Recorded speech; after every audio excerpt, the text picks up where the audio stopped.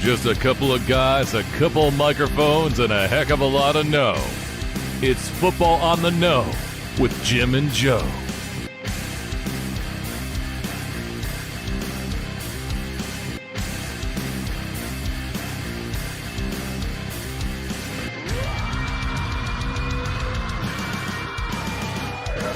What they say, it's not the X's and the O's, it's the Jimmies and the Joes. All right, what's going on, everybody? Welcome to the latest episode of Football on the Know. I am Jim McPhee. Over there is Cody in the corner, and of course, alongside me, Mr. Joe DeCapita. What's going on, Nodos? Welcome back for another edition of Football on the Know. And one edition that we love to do every single year is take a look back at the last 3 years, because that's how long it takes for a player to develop, usually around there. We're going to look at 2020 NFL Draft and review it and go over like who we think the busts and the booms happened. Actually, but before we do, we got to tell you guys to like the video, absolutely, and go to our YouTube page and subscribe, hit the like button too as well, and share the videos too as well. We really appreciate it when you guys go and sign up, and that way you'll be in the know as well and be notified whenever we go live. And then also check out some older videos that we have out there as well. Now, you know, those are archived videos. We have the new Football on the Know show with Cody over there in the corner now. So it's very exciting now. It's season 6, so we'll have a lot to get to this upcoming season. But yeah, we are going to do the 2020 hit or miss there, Joe. And Cody's going to lead us off in this one. Why don't we do this? Why don't we hit some playback, like music in the background? How about that? Let's get it like really moving here. How about that? Boy. All right, let's go. Let's hit us up some music here. All right, Cody, give us our first one here. Oh, first of all, the pick right there. There it is. Everybody knows that one, right? Yeah. We had a first pick in the draft. We had Joe Burrow going to the Bengals. I think we're starting off pretty... Oh, the camera. Should probably change that in a minute. But we're starting off pretty easy with that one. I mean, Joe Burrow's already led the team to the Super Bowl once. Second season, almost got back. He's their franchise QB going forward. There's not much more than that. No, I mean, Joe Burrow. It's a very easy decision. They definitely hit on that pick for sure. A lot of people in Cincinnati are very, very happy fans right now. A guy that's absolutely killing it right now has 82 touchdowns, 31 picks up to this point in his career. Very young career, over 11,000 passing yards. So he's killing it there, to say the least. Who are we talking about? Joe Burrow? Joe. Yeah. No, you know what? It was funny because his career started out where, you know, who knows when it happened, because he got the injury early. So he, you know, we'll see how he's going to bounce back from that. And continuously right after that, especially even after he ended up having Jamar Chase, that really turned it on for him. And then, you know, this team, you know, hit their stride early. We thought they would potentially be a very good team, but they caught fire quick, and look how quick they made it to you know, the Super Bowl right here. And you know, this year made a real push again and just came up short once again. But kudos to them. And Joe Burrow, yeah, it looks like the real deal after, you know, he had to transfer in college to LSU, and before that people might not even known him that much, you know what I mean, if he didn't go and make that move to become that starter over there for LSU. Yeah, I mean, because he was with Ohio State originally. Was supposed to be the starting quarterback that year, but they gave the nod to C.J. Stroud. So he was like, well, it's my last year of college. I got to go play somewhere to prove myself. So transfers to LSU, and the rest is history. The unique thing for Joe Burrow is the situation he went into. That team was ready to win pretty much, or start winning at least. They already had a good receiving core, you know, pretty much before Jamar Chase got there. And then they had other players that were built around him. Usually a quarterback of his stature, being that high pick, number 1 overall, doesn't get that luxury of coming into a team that actually has some weapons to throw to, has a stellar running back behind him to hand the ball off to, you know what I mean, or a halfway decent defense. So they were only missing a few pieces. Obviously, offensive line got better, and they added Chase later on, but came into a pretty good situation, and that's kind of what led him to like kind of take right off right away. Yeah. All right, so with our second pick in the draft, this is where we're going to get more into the definition of a hit or miss for us. We have Chase Young that went to the Commanders. Now, if we're just talking straight talent, I guess you could say hit, but I'm going to lean more in the direction of miss for this one. He's barely played over the 3 seasons. He played in, I think, 10 games now over the last 2 seasons or something like that. Nothing real great. When you got the second pick, yeah, Chase Young's a superstar, but you also got to play. You got to be on the field. Yeah, and that's the thing with this pick here. Second overall, Chase Young, like, talent-wise, when he came out, like, everybody was like, dude's going to be stellar. He's going to be a monster on the edge. And a lot of, I believed it when he came out. I'm like, yeah, this guy's going to be legit. But due to injuries and everything, he just hasn't been able to stay on the football field. And surprisingly, Cody, he's played 27 games. Most of them in the first season? But not a lot to show for it. Yeah. So that when you look at stats for edge, I know everybody goes to the sack category, but like, oh, well, how many sacks do you have? Well, not that, nothing really. Like 9 sacks total, and that's leading up to currently now. So for a guy that was drafted that high, a guy that was supposed to be a difference maker at that DN position for the Washington Commanders now. Yes. Yeah, back then they were the Redskins. It's not looking good. So for me, because of his unavailability on the football field and to be able to take over games like he was supposed to, it's a miss for me as well. Congratulations, you played yourself. Yeah, I know, and that's the thing. He's one of those guys that started off hot. That's what I mean. If you look at go after his rookie year, and that's what I mean. They made a playoff push right there and really put the pressure on Tom Brady and in the Bucs, I think, in the playoffs there. And it was tough, and it looked like maybe that second season you were going to see more of this team. And they were trying to figure out the quarterback situation. That's when they did get Ryan Fitzpatrick, and you thought maybe they were going to make a push, defense be the same. But Fitzmagic went down the first week of the season, and that defense looked nothing really like of what we thought it might be. And then also the injury to Chase Young, like we were talking about, really put the nail in the coffin on that. And it seems like even since coming back and being healthy, he hasn't been that same type of difference maker and that type of guy. So I'm going to agree with you guys on that whole sentiment as well. It's just that since then, you haven't seen so much now. So, and being the second pick overall, that's got to kind of make it a bust, I think, at this point. He still has a long career ahead of him. So, oh, yeah. Like, just based off of right now, that's why this is why we're saying it's a miss. Yeah. But he could easily turn his career around. And if he can stay healthy, like, that's always been the big question mark with him now up to this point. If he can stay healthy, turn the corner, and be the guy that he was supposed to be, then it could turn into a hit. Mm-hmm. Absolutely. What do we got next, Cody? All right, with our third pick, we had Jeffrey Okudah being drafted to the Detroit Lions, who was drafted to be, the next big lockdown corner. This man can do everything, man, zone, and that just hasn't happened since he got to the NFL. I think he's developed kind of into like a decent number 2 or 3, but it doesn't really seem like his stock is trending up. He's never going to live up to where he was drafted, in my opinion. So that's a big ol' miss. Yeah, I mean, Jeff Okudah, I had high hopes for him. I thought that he was going to be that next shutdown corner for Detroit. They get their guy in place of Darius Slay, and so disappointing. I mean, he's still young. Maybe he can turn the corner next year or the year after. That's what Detroit's hoping at this point.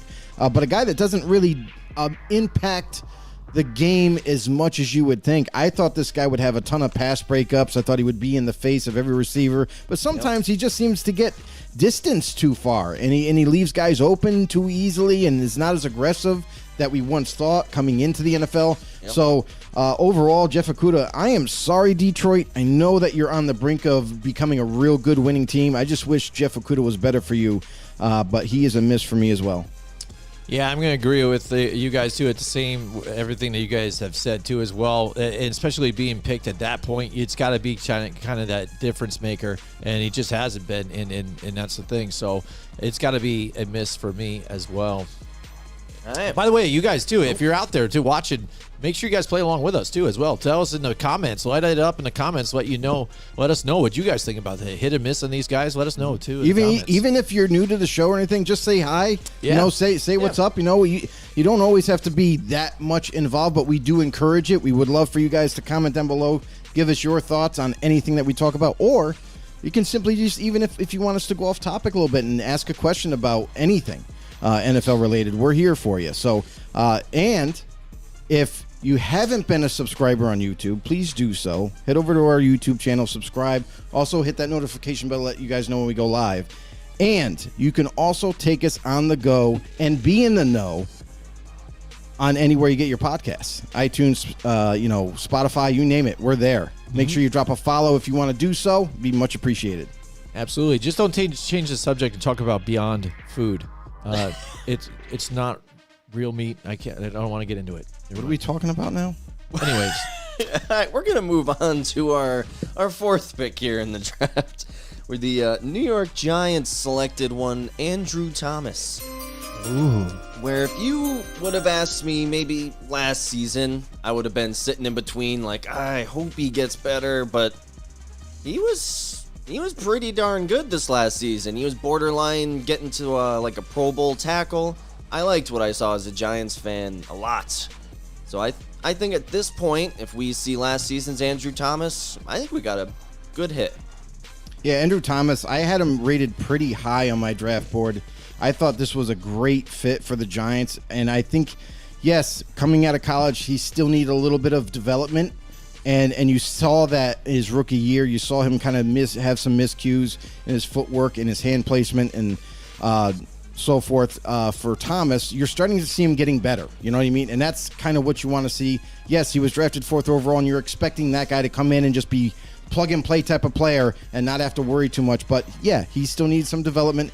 He looks so much better now than what he was a rookie, and I think that trait is going to continue. So, All right, yeah. And Andrew Thomas, yeah, we were there. I think it was Katie O'Burns. I think we were at that draft. That was another one we were at because we did the Daniel Katie Jones O'Burns one, draft? but we were also Andrew. Did we hang out Thomas? for that We were draft? there. We were hanging out. I know we were. Yeah, we've been together for the last couple we years. went to a couple together, and we both kind of looked at each other like Andrew Thomas, like because there was Tristan Wirfs out there and Yeah, a we were bunch of looking others at, that were kind of Jedrick like ready Wills, now. I And think. what was the thing that you knew about Andrew Thomas, or you at least heard like he was maybe a project? You know, he's going to take him a little bit to get going, but it was the New York Giants guy, and you kind of saw that a little bit early on. You're like, oh man, it was sketchy, like you said, Cody, where. Is he going to be the guy? We're not sure, but we did see the maturity. We did see him grow and become something better for them to where now with the New York Giants, you can't do without him right there at this point. That's one thing that they did hit on. It's just even was sketchy in the beginning and to where he was picked with all the other talent that was there. It was on the border for a little bit, but the fact that he's still on the team and producing well for them, I think is a hit. Absolutely, sir, with so many drafts that the Giants have missed on. Yeah, makes sense. All right, guess we'll move on to our next pick here, where we had the 5th pick was Tua. I think it's Tagovailoa. I think I'm saying that right. Close enough. Yeah, bit of a to a T. when we're Tua talking Tagovailoa. about hit or miss. It's still Yeah, very say it with the early. island vibe there, Cody. Tagovailoa. Don't screw him up too much. He's in the middle of the sentence. No, we gotta swap I'm it. in my No, I'm just kidding. monologue, damn it. Hey, Yeah, it's a little weird whether we're calling him hit or miss yet, because you've seen so many hot and cold seasons already in just his first couple. He's coming off that big head injury last season. It's a little sketchy. We're not sure what he's gonna be like going forward, if that's gonna continue to affect him. You know, what happens if he keeps getting hurt, keeps getting more concussions? He could have a very early retirement. So I'd say as of right now, I'm gonna say miss on Tua, because at that pick you want your franchise QB, and Tua just hasn't proven to be a guaranteed franchise quarterback yet. I'm gonna disagree. I got one. 5th overall. Yeah, he wasn't ever going to be the number 1 overall pick. He wasn't going to be the top 3 pick. But he ends up going down to 5, and this is with a team that desperately needed to find their future quarterback. Wow. Tua had a lot going for him coming out of college. Yes, he did have that injury bug late in his senior year, and it really kind of crippled his stock. Otherwise, we could be debating he would get picked with the 2nd spot. So for Tua, going into this draft process and being able to try to show the naysayers that, no, I am the legit quarterback, I can be for the future, give me a shot. Like Miami really they fell in love with him. It only takes one team to do so. And for Tua, what he's been able to show, yes, early in his career, they kind of played games, right? Like there was like musical chairs with Tua and then Ryan Fitzpatrick and who's the starter. 1 week it's Ryan, the next week it's Tua.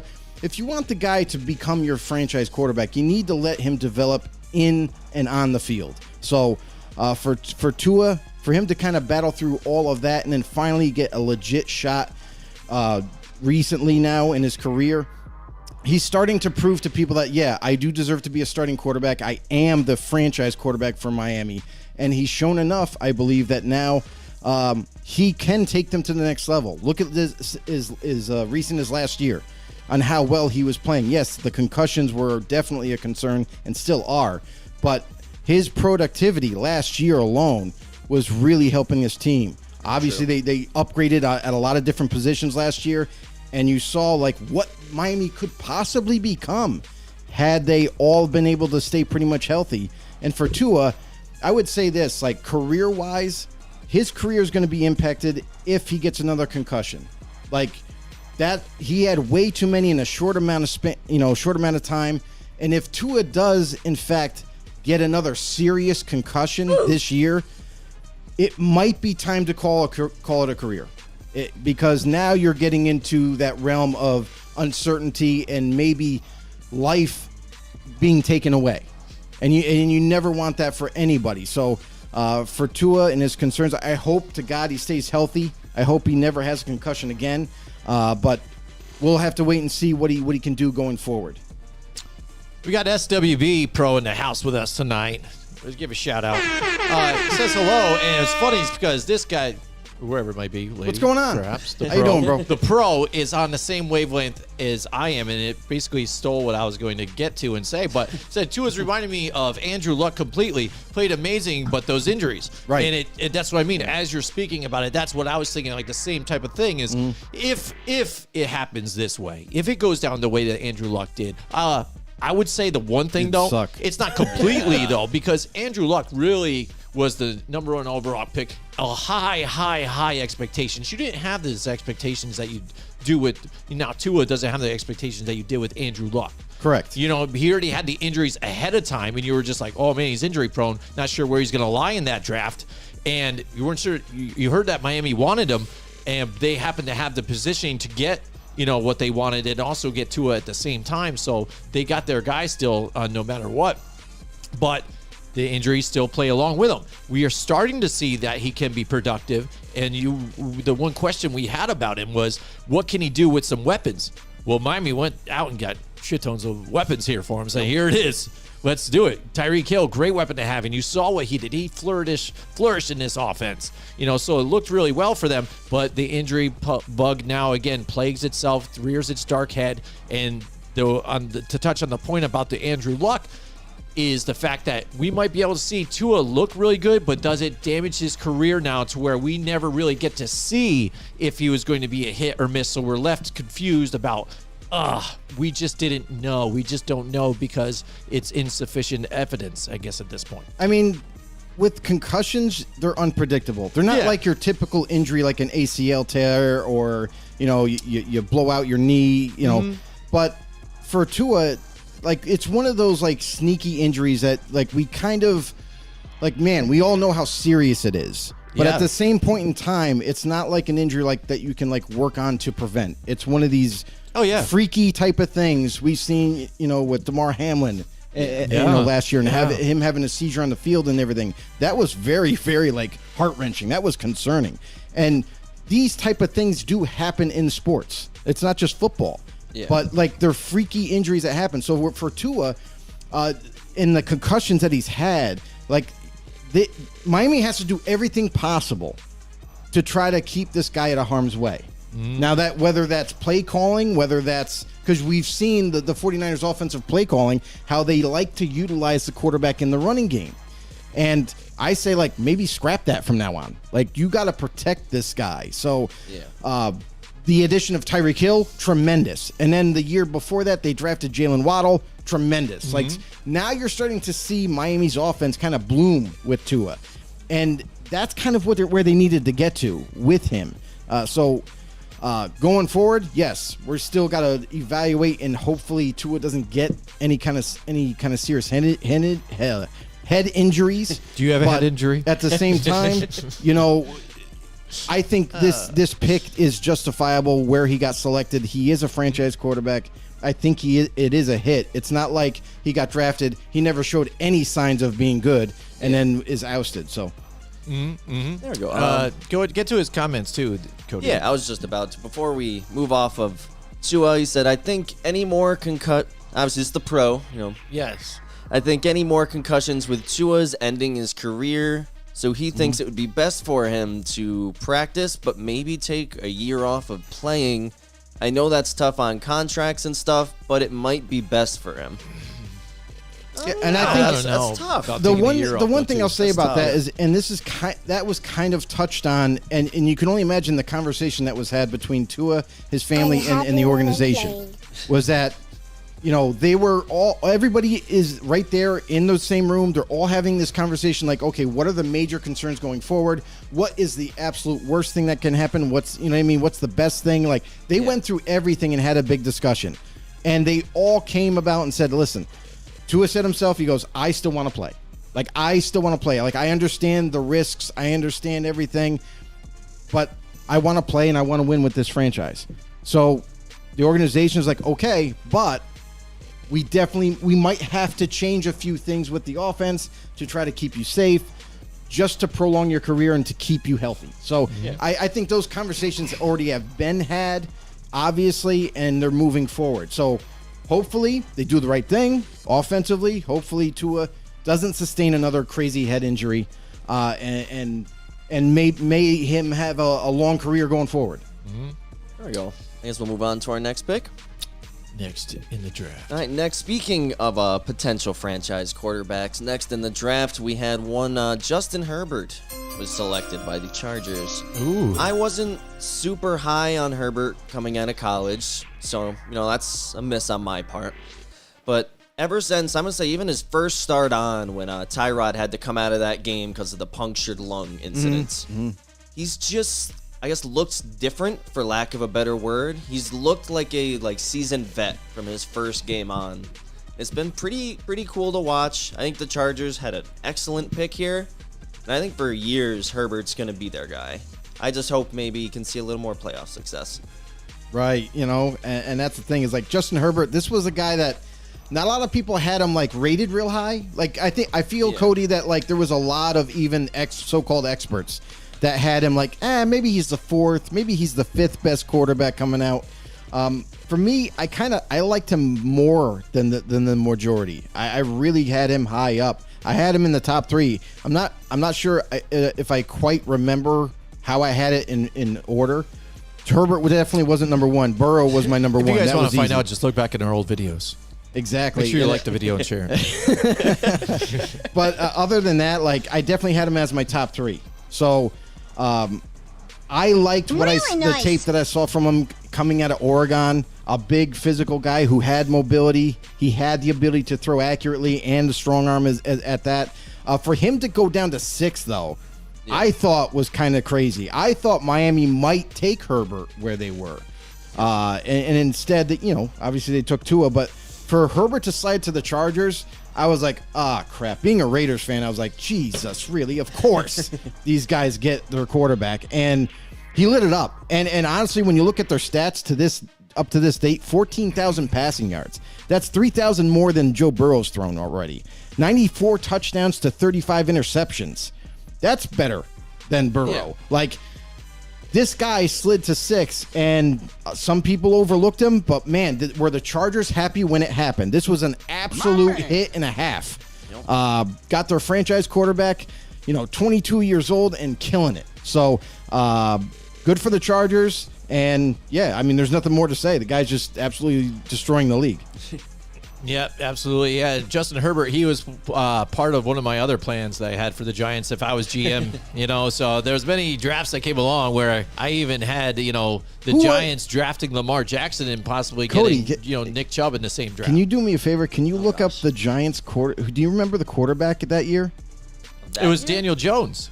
Was it Daniel Jones Daniel still? Jones, because they drafted Daniel Jones the year before that. Yep. And that's He's the right. thing, because Ugh. I was going to get to my point is that year I wanted to go all offensive line and stuff. And we were that high up there, do something to just beef up our team. Offensive line, edge rusher, it was all there. You know what I mean? The Giants load up on that. And then Herbert get him the next year because I knew we were going to suck anyways. It might as well build up that offensive line, get it going. Justin Herbert, the type of guy we wanted. And they really liked Daniel Jones, and they went all in on it. And now we're seeing what happens with that. What's funny is because we did our 2019 hit or miss, and at this point, when we looked at Daniel Jones too, we were probably inconclusive on Daniel Jones and giving him a miss. But the way he played this year under a different offense and with not even any weapons, you talk about getting the guy some weapons. They tried to, and it didn't even work because none of them could stay healthy, and Kenny Golladay couldn't do anything. So that shows the difference of what maybe some things offensive coordinators or new head coaches could do for a team and a young player and where they're drafted and whether they become a hit or miss. But Justin Herbert, I think so. He's been amazing too. And what Cody, I think, was kind of touching on the fact that he's cool, collect, and the game just runs through him like it doesn't even bother him. Like he's not even playing the game right now. He has just got that stone cold face out there to try and win, get it done. And the only thing I think that holds him back, I think, is his head coach. That's very true. And what does SWB Pro say? Ooh, he said Herbert is an SA tier. Depends on who you ask, but no doubt a franchise quarterback. And I think it said just hope he doesn't become the next Phillip Rivers.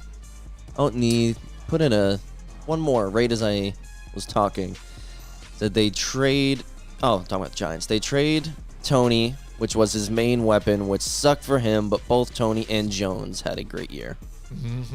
Yeah, Tony, whenever he's on the field, but that's what I mean. It sucks when you see some of those guys that don't want to play for your team or they're injury prone, whatever, and they go on to get success with other teams when, like to go and ride the bandwagon of the coattails of the Kansas City Chiefs. Well, the crazy part is that Tony was healthy the rest of the year. Mm-hmm. Yeah. A guy that was healthy, ready to go, they were like, oh, no, we're not going to play you. We're going to trade you. And, he goes with Kansas City Chiefs, and now he just proves himself like, hey, I'm a weapon. I can be utilized. Yeah. Yep, and they needed him by that time in that Super Bowl. I mean, they needed him because their weapons, were just getting injured. Exactly. I'm a little surprised that they didn't give it a go, like didn't put him out on the football field before they decided to say, all right, now we're done. Yeah. You know what I mean? Yeah, but again, I think he was being stubborn about being out there. Yeah, he just wanted out. But he says, SWB Pro says, by next Phillip Rivers, I mean a great quarterback who never even had a chance to win the Super Bowl because of dumb losses. And I think some of that, and I bring up the Phillip Rivers thing a lot. We've talked about it a bunch, just because I think he was, again, a victim to the fact that they were Tom Brady's and Peyton Manning's in that same AFC. So you saw, and he just wasn't at that echelon. That team was good. I mean, you got to talk about LaDainian Tomlinson, Sean Merriman and all these other guys out there. Junior Seau was even on the team too for them. So there's some bigger names and these weapons. Vincent Jackson, he was there too. And he just they wasn't able to get to that echelon because you had Tom Brady there in the playoffs every single year. If it wasn't him, he had to face off against Peyton Manning and the Colts, and Marvin Harrison and all those guys. So to try and beat those guys every single year, I mean, it had to be tough for Phillip Rivers. All right. I think we'll conclude on that one and move on to our 7th pick in the draft. We had one, Derek Brown, going to the Panthers. And I think this is another one of those just kind of slam dunk picks. This guy has started every game he's been healthy for. He's barely missed any time. And when he's on the field, he's there. He's making a difference just about every play. And while, defensive tackles don't have to be pass rushing specialists, he at least helps in that department. I know run stoppers is big thing, the reason he's there, but this guy just all around, great player, excellent pick. Yeah, Derek Brown was one of the studs coming out, and if you needed a D tackle, this was the guy to get. Coming from Auburn, he ended up having 6 sacks in his rookie year. It was insane. Not to mention, definitely a big-time disruptor into the backfield, a guy that can play both. He could pass rush, and he could also stop the run. I mean, you got the best of both worlds with him. So for Derek Brown coming out, like Carolina, like, oh, this is a need, and this is where we were hoping we would get him, So Derek Brown goes right down to 7, easy pick. That's definitely a hit all the way. Yeah, not much to say about this one either. He's the good Derek Brown that played for the Jacksonville Jaguars. So, I mean, again, hit absolutely what they needed, and it epitomizes what that Jacksonville Jaguar team does. Is really, their defense has been pretty good for the last couple of seasons too, and what they do, and they sneakily get these guys here in the draft and really build it up. He meant to say Panthers. Yes. No, Panthers. You meant Panthers. That's what I meant. Sorry. It's all good. All right, on to our next pick. We had Isaiah Simmons getting drafted to the Cardinals. This guy we all knew coming out. This was a very different player. This was a linebacker who was very fast, who could do it all. He could stop the run, he could stop the pass, and he's done just that since he went to the Cardinals. He's very quickly turned into a leader on that team, and every year it seems like you're seeing him just get better and better. The ceiling for this guy is just insane. I can't wait to see what he does going forward. I just hope that team as a whole can continue to get better and not just plateau at this mediocre team. Hopefully he's not stuck with the franchise and they just don't end up going anywhere. That's true. For Isaiah Simmons, he was one of those guys. He was almost like a hybrid in a sense. He played safety. He also played linebacker for Clemson, and was just a sideline to sideline type of player. Was all over the football field, breaking up passes, making great tackles, and at times picking the ball off. So for Isaiah Simmons to go to Arizona, it was kind of like the perfect place to go for him. When they had the defense that they had then, he really kind of fit into it. But there was a lot of question marks coming out of the draft, like, well, how ready is he? Is he like a plug-and-play player, or is he like a guy that we need to further develop? And that's kind of the thing about Isaiah Simmons is coming out of the draft, teams were kind of like they weren't all in on him, some of them. So I feel like that's why he went to 8. Otherwise, I really believe that he could have been picked earlier. So for Simmons, he needed a little bit of development, and he needed to pick a position. That was the other thing. Because him playing in safety and linebacker, you had to pick something, and he ends up getting into that linebacking role, and you can see from his rookie year, which he hardly played actually, and then his second year got on the football field a little bit more, started to gain ground, and then now you're starting to see the player that he can become, and a big time disruptor. It's a hit for me. Who are we talking about? Isaiah Simmons. Yeah, I don't know. It's like I thought he'd have a bigger impact, I think, with this team, but I don't think he really has. So I'm going to say the jury's still out on this one. Ooh. All right. Going Interesting. against the curve a bit. All right. With our 9th pick in the draft, we had the Jaguars taking C.J. Henderson. While, last season was where we finally got to kind of see the ceiling for C.J. Henderson, but it wasn't in a Jaguars jersey. We're finally getting to see this guy who could be maybe not a number 1, but a very good number 2 corner that we've been kind of waiting on. So I'm going to say purely because he is not on the Jaguars anymore. But I'll say this is a missed pick for them. Yeah. But I do like C.J. Henderson going forward as a player. Yeah, I like CJ coming out. I definitely didn't think he was ready just yet. As a lot of people wanted to push him as that shutdown type of corner. Yeah. Definitely has the attributes to become one. And 3 years later, you're not on the team that drafted you in the top 10. That's a concern. So that alone right there is where a franchise gave up on a top 10 pick. Doesn't bode very well. So it's an easy miss for me. Hasn't shown enough going forward. And I who knows? Still, there are late bloomers in drafts sometimes. Yeah. Maybe a couple years later, he's going to be an all-pro corner. We don't know, but it has happened before. So for me, yeah, it's easy a miss. All right. Yeah, I'm going to agree. Same thing. Yeah, not a lot of stuff on paper. Doesn't really add up to what it should be. Yeah, same thing. And like Joe said, once you're on a different team already after that first contract and you're just looking somewhere else, yeah, time to move on. Makes sense. All right, with our next one, our last pick of the top 10, we had Jedrick Wills going to the Browns, a guy who I kind of hoped was who the Giants were going to get. I thought that was going to be slant dunk, Jedrick Wills. Oh, yeah, let's go. And then, Andrew Thomas, like, all right, a couple years from now, I'm going to be pretty happy. Maybe. And since day one, Jedrick Wills has been who we all thought he would be. He's been a great tackle. He's been on the field. Dude, another one of those guys that just hasn't missed many games. I think he's missed like 3 career games or something.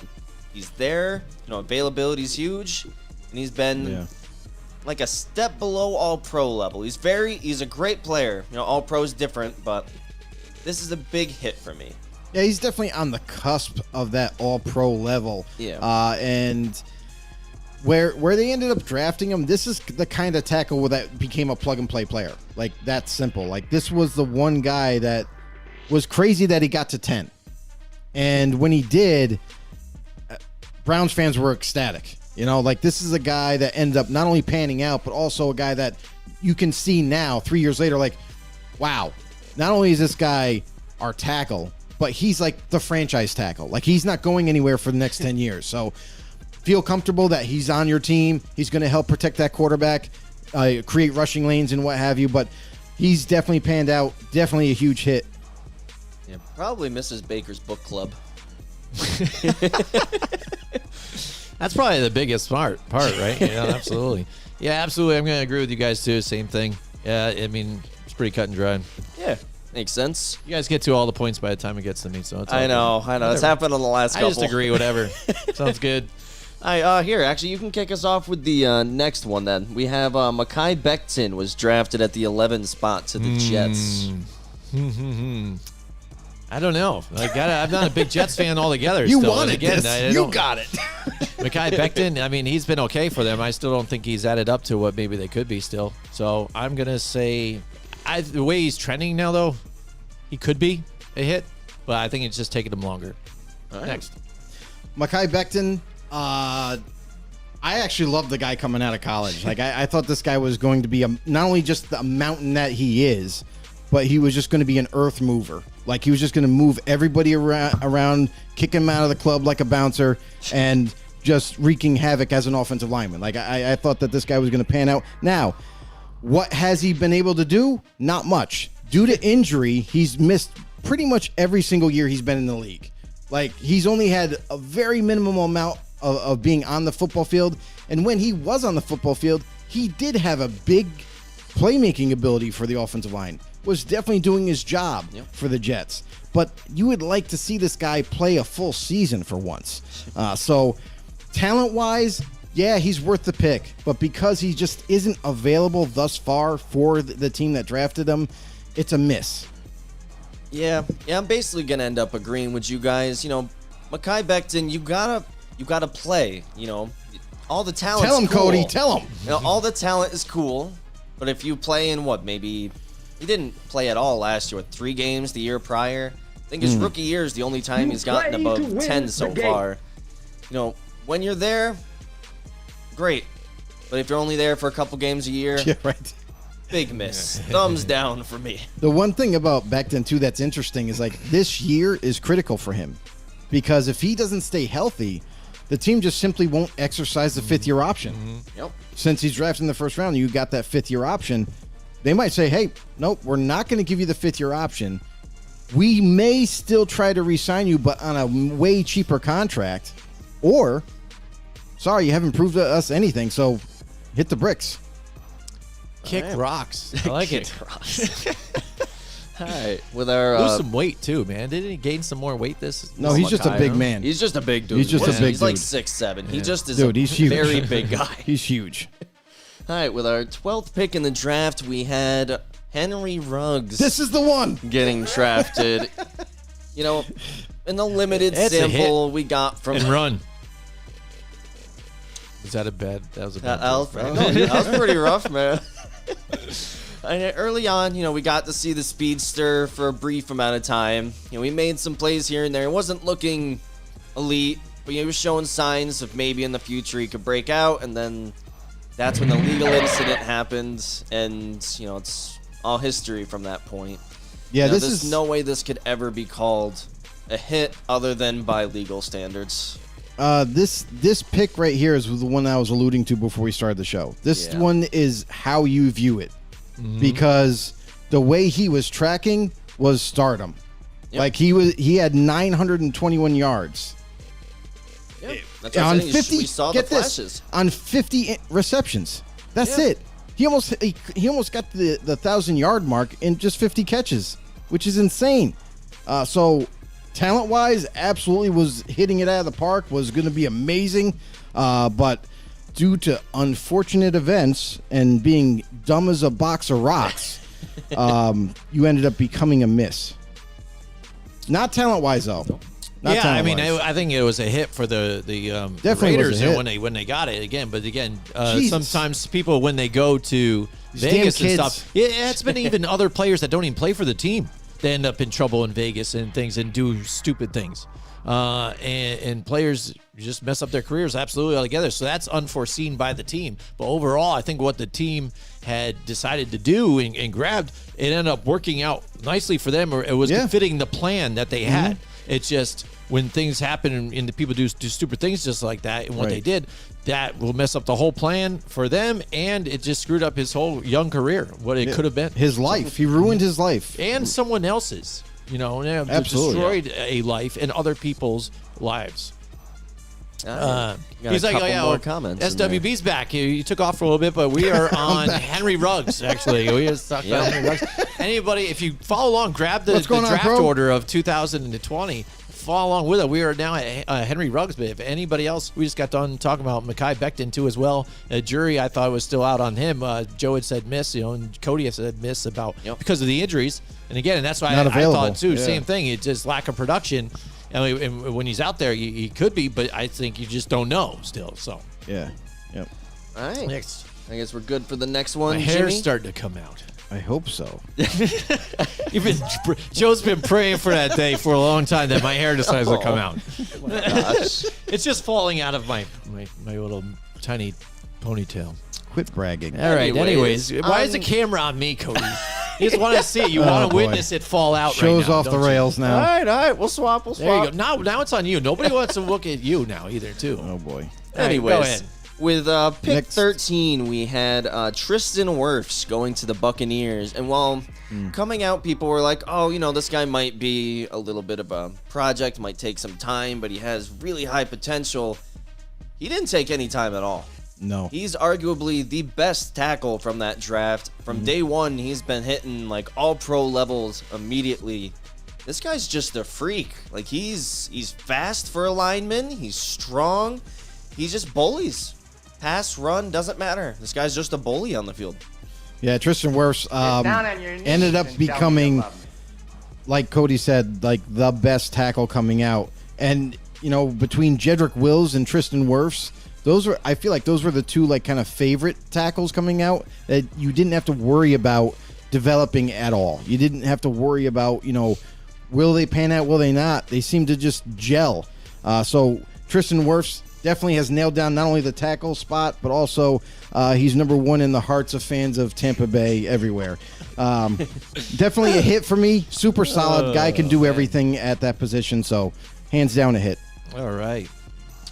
I think it's a hit for me, too, as well. We talked about it earlier when we talked about the whole Andrew Thomas thing situation. Again, we looked at it. Tristan Wirfs was there, a few others, and you're just kind of like, yeah, and they're like, oh. But overall, for the Giants, it worked out for them. But Tristan Wirfs there, it was. And that was big, I think, for the whole Tom Brady saga, too, as well. Because one thing that Tom Brady definitely needed was support and help to stay up right there. Because you saw in the last season, especially when he decided to come back, that wasn't so good, getting hit all the time like that and not being able to have that stability because their offensive line was battered. They had this no season. interior offensive line. So no center, no nothing. it was a hit for them, absolutely. But who knows for the Bucs where they go now? Now they have Baker Mayfield now over there. So interesting. Don't forget Kyle Trask. That The- could the, be. The organization that's right. is Yeah, very true. high Kyle on him. Trask too as well. So who knows what could happen? I just can't wait to see Baker headbutt people. Yeah. Oh gosh. He's gonna headbutt Kyle Trask and then Trask Knock is him out.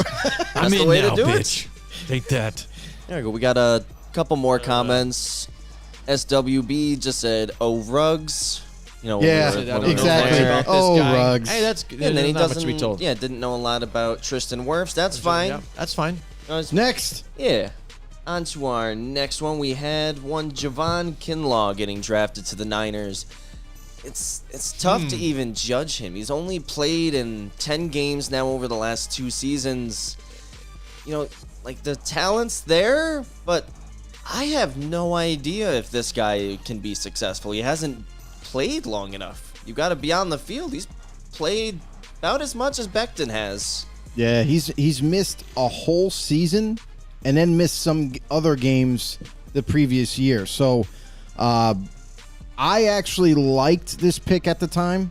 I liked Javon Kinlaw. I thought, coming from South Carolina, that he was going to be another one of those disruptors, a guy that can penetrate in the middle of the offensive line, get to the quarterback quickly.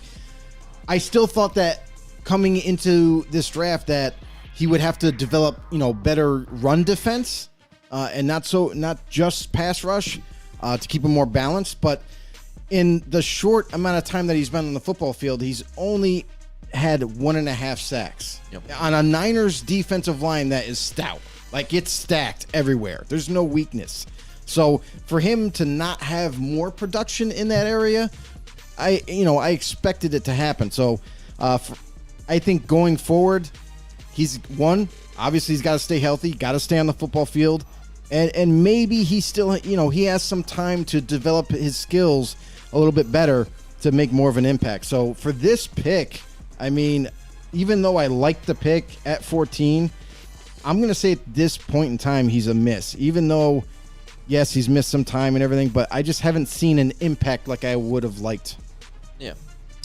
Yeah, I agree with the same thing. That's what I mean when you're drafted in the first round too. Here and on defense, that's great like that. That actually opens up opportunities for everybody to get some. It's not just one special weapon here, because when they have to guard another guy too, a guy like Nick Bosa here, that opens it up for other guys, and he's not able to do that. And like you said, the biggest ability is your availability. First season started to kick something off, but still not even great. He did have the INT for a touchdown, but again, 1.5 sacks, like you said, too. Not really spectacular. And since then, hasn't been on the field. So I'm going to have to say at this point, it's got to be a miss.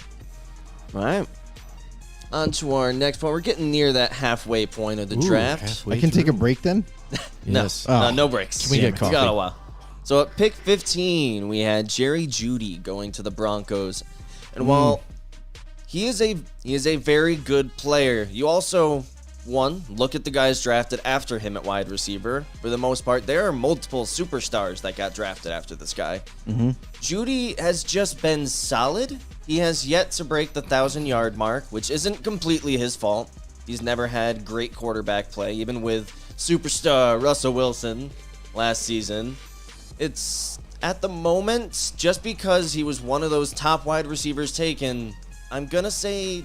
miss until he can break 1,000 yards. I think he's a good player. Yeah. But to be that top wide receiver, that's a miss currently. Yeah, I agree.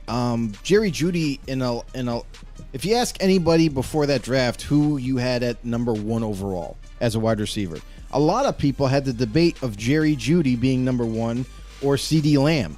Like, that was like the big debate. For Denver, they fell in love with the player. Like, listen, guy runs really good routes, had the speed and everything. So they thought by bringing in Jerry Jeudy that, he's going to be our answer. He's going to be the one that kind of catapults this offense with Courtland Sutton.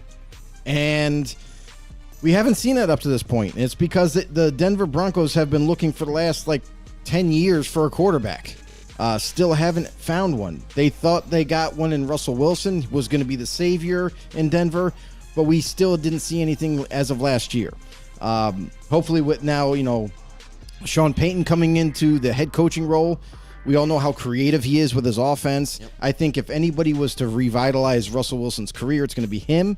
And in doing so is going to revitalize Jerry Jeudy's, perspective path going forward in his career. So at the time right now, because we don't know the future, I will say... I can't predict the future. I will say that Jerry Jeudy has to be a miss at this point because he hasn't been being that high of a pick at wide receiver, you're expected to come in and regardless of who's there at quarterback, you're expected to be a dominant player. Yep. And just hasn't met that yet. Maybe he'll do it this year, but as of right now, a miss. I don't know. I think you guys are a bunch of haters. So I think No, I it's go just- off production. Yeah. Okay. Sure. All right. But his first season, he ended up having 800 something yards, but then injured. That put a big damper on things. But this year he bounced back with 972 yards, and it was only in 14 games that he started. So he would have been your 1,000-yard receiver, and he had 6 touchdowns too for a team that was horrible. They had no identity.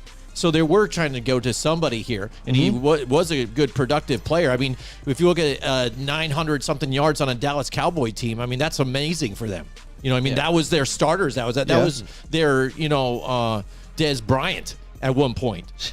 It was, when he was their number one. So, I mean, for you guys to say that, he's just a bust or whatever, if that's what you're saying. He's a miss right now. Yeah, I think it's just. I just think the guys that he were could do. I think you him. just haven't seen the best yet, and and I Well, don't no, like to we defend haven't. a Broncos player, but I think even to where he is, and the fact that he was only injured 1 year, but even both seasons with not even a full season to play, on the cusp of 1,000 yards, I think is fine. I think he's trending upwards, and I think now with this offense, I think he's only going to get better. So I don't think exactly that it's a miss. The fact that 1 year he got injured didn't kill him, because I think the other seasons that he played still had showed potential. So I'm going to say it's a hit at this point. Yeah, he's been banged up too often, though. Like, he might not. It's He like might, some of these other guys you've talked about, though. Where you say, Who? I'm not sure about like Mekhi Becton and things like that, or even like you just talked, Kinlaw. I mean, so. Yeah, no, that's right. But he's been banged up in games to the point where like he can't be as productive as you would like. So for Judy, as of right now, where he's at, like when you get picked top 15 as a wide receiver, you're expected to be So 900 yards isn't good enough in 14 games? in 14 games. That's really good. One season though. Like my thing is like you need consistency at that position. Not to Two mention, seasons. not to mention Judy himself Out of 3. has to, when you're picked that high, you got to be super good. Oh, 1,500 yards. I get it. So like, no, not 1,500 yards, So what's super good? but like, basically, when you get picked that high as a wide receiver, I know your rookie year is not as like. For a lot of teams, you're expecting him to come in and be like this amazing player, but there is some development. But for Jerry Jeudy, he hasn't reached that pinnacle of being considered like one of these top flight elite receivers. No. When you get picked that high, you're expected to eventually become that type of receiver. And as of right now, for where you got picked and where we're tracking, yes, that can still happen because you're still young. But as of right now, after 3 years, to me, it's still a miss for being that picked What that does high. SWB say? No, he said Judy is interesting, not bad, but not great also. So there you go. And he's laughing out loud at something out there before that. I'm not I sure think it what was that his was. comment before. I think he said Joey Bosa is mid or something like that. Let me see. I can go back a little bit. Not gonna lie, Nick Bosa kind of mid. Oh, burn, man. He's got to throw it out there. And he said, what did he say? Also, he's much more into the AFC since that's think where that's my where his team's teams at. are at. There you go. All right.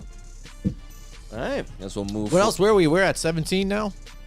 Yeah, I think that's where 16. we're at right now. Are we? 16. 16. That's All right. Mr. AJ Terrell going to the Falcons, where he got a little, overlooked initially because everyone was kind of salivating over Okuda at the top. They're like, oh, this guy's so good. Terrell, he's okay. He's no Okuda though. But since coming out, Terrell, he hasn't skipped a beat.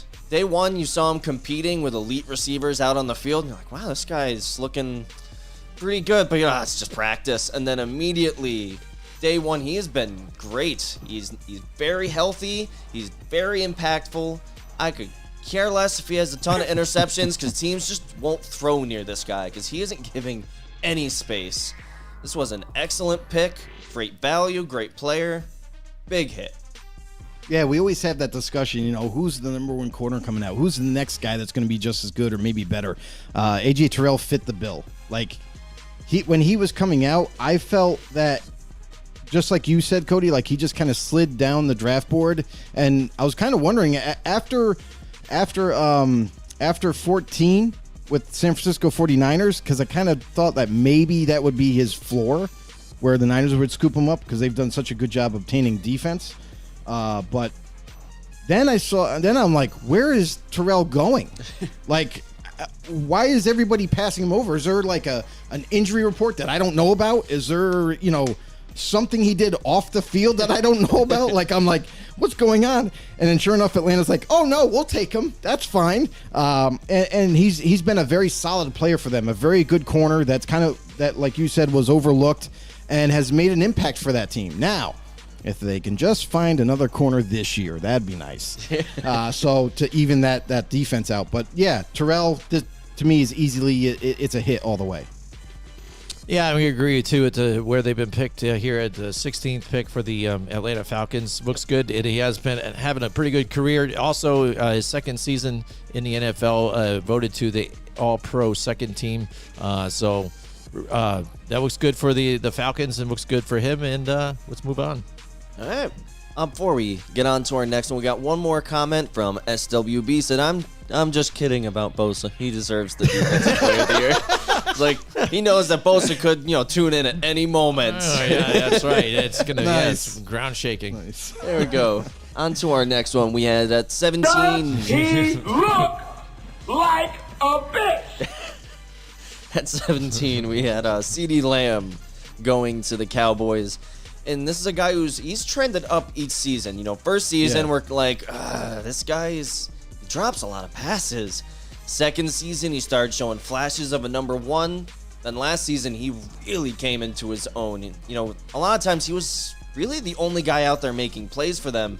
And he was great. I don't know what his touchdowns, yards ended up at, but I know it was definitely up there. I had him on my fantasy team, real good for me. Just saying. Even as a Giants fan, it was nice to see. But I think this is a big hit right here. There'd already been a receiver that had went, and they still got their number one guy who has arguably, so far lived up to the hype.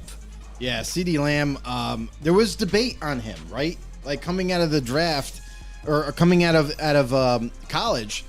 There was some debate there, like who's number one, who's number two. A lot of people had CeeDee Lamb as being the number one overall receiver to take, and some people questioned not his catching ability, but they all kind of knew where his speed was at. But some people questioned, believe it or not, his route running. And I'm like, I took a look at him. I'm like, why are they questioning this guy's route running? He looked pretty good to me. And for the Dallas Cowboys, they needed a receiver. They needed a go-to guy. And they were able to obtain a guy like CeeDee Lamb, who not only has size, he has decent speed, and has a ton of playmaking ability that you see now and today. So for CeeDee Lamb to do what he did, to fall as far as he did, end up with the Cowboys, as sick as it makes me feel, it's a hit all the way for me. All right, CeeDee Lamb sucks. That is right? one big pile of shit. I hate him. I hate the Cowboys. But yeah, I mean, Joe and I were watching this draft too, and we were just kind of seeing him fall down too. Slide down the draft board. We're trying to figure it out here too. And wouldn't it happen that it just happens to land right there with the Dallas Cowboys, who always go for that flashy pick anyways, and they wanted a wide receiver here too, and it ended up falling right in their hands at CeeDee Lamb, and he was going to be kind of that missing link for this team to get that extra wide receiver that they've been begging for the last 3 years. Haven't we heard this? Oh, we got this receiver, we're going to the Super Bowl. Oh, we got this receiver, we're going to Super Bowl. And some of those other receivers have moved on, and now CeeDee Lamb has moved on and been that top guy now last year, and he's looked pretty good for them too as well. So I think overall, getting him where he was, he ended up.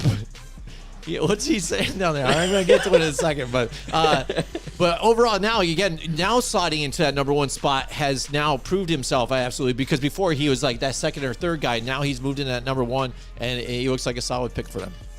All right, now what's he talking about here? Okay, so I think he was talking about Terrell, but he thought it was someone else. Because he was like, as a Steelers fan, I think he is good. No A tier, but solid B or C. I am kind of curious what Terrell he was thinking of.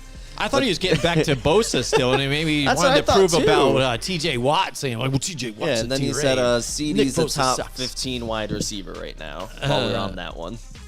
Yeah. There we go. Yeah, I'd agree with that. All right, guess we could move on to our next pick in the draft. At the 18th spot was the Dolphins selecting, and they took Austin Jackson. offensive tackle who I believe has he been converted to guard now after last season? After last season, I think so. Yeah. I think he ended up getting moved to guard. Yeah, because I know last season, he had his injury, but before that, he had started just about every career game. When I look at drafting a lineman in the first rounds after a couple years, I'm like, how consistently has this guy been there? How many times has he started for them, whether it's at tackle or guard? But this guy's been there for most of the games. I think he had some struggles early on. Right. But moving to the guard spot for someone of his size is going to be great. It's going to be great for him going forward. His career's going to just, hopefully, if he can stay on the field, keep going up. So I'm going to say right now, I'm going to say hit because he's been there more than he's missed. Missing one season doesn't quite put him at a miss for me. Yeah, for Austin Jackson, the interesting thing was everybody was talking, where could he go? Could he end up in the first round at all? Because some people viewed him as a tackle. Some people said, oh, no, you got to kick him in at guard. And he had, I can't remember exactly what it was, but in college, I think he underwent a surgery of some sort or something. There was something involved to where it was going to knock his draft stock down. And many people weren't sure who was going to take him, where they were going to take him. And the Dolphins, hey, this is why teams do their due diligence. They did a lot of homework on Austin Jackson, said, well, if he falls to us with our second pick in the first round, since we have that luxury pick, let's take him. You know what I mean? We do believe in the player. We do believe that he can be a difference maker on our offensive line. Whether that be a tackle or guard, we still need it. So they were able to kind of just roll the dice, so to speak, and is up to this point, Jackson has he's panned out. Yeah. He still needed a lot of development coming out of USC, but the potential was there. And with a lineman, I feel like it's easier if he has potential. You can develop that with good coaching. So I think the Dolphins have done a really good job in his development, and you're seeing the results on the football field. So pick 18, their second pick in the first round, it's a hit all the way. Oh, I did, before we get to if Jimmy says a hit or miss, I did find his college surgery. It actually wasn't for an injury. He gave a bone marrow transplant to his sister and had to miss time due to that. That's right. Thanks, Cody. Yep. Boom. Cody right there with the knowledge. That's what's up. What's SWB's got to say down there in the comments? He Terrell thought we were Edmonds. talking about Terrell Edmonds. Oh, there we go. That's why he said different Terrell. Okay, but we got to find out which AFC team he supports in that. That's right, The he's a Steelers had Steelers that fan. whole thing, though. So Steelers fan. there we go. But yeah, same thing. Austin Jackson again, the first two seasons really good, but getting injury, end up happening with that. So, yeah, I think it's a good hit for them too. And that was the beginning of the Miami Dolphins getting things together because, again, they had stacked up on all those picks. And now you're seeing what has happened now from that. And that was the Brian Flores era. So it's still leaving his mark there, even though now he's gone with this team. And the sky's the limit for that team now moving forward. Right. Real quick, Pro, if you're still out there, if you could do us a huge favor, I don't know if you've already done so, but if you could subscribe to our YouTube channel, it'd be much appreciated, bro. All right, next, Cody, what do we got here? On to our next one. A pick Joe was probably very angry about draft night. You're absolutely pick right. 19 You're right. was Damon Arnett, or Damon Arnett. I don't know. Yeah, Damon. Damon. Yeah, that was pretty much it. Yeah. Because even when he got drafted there, we're like, this guy's going in the first round? Like, what are they doing? And even when he was on the field for a bit, he looked like a second or third round corner. He didn't look great. You give him that much credit?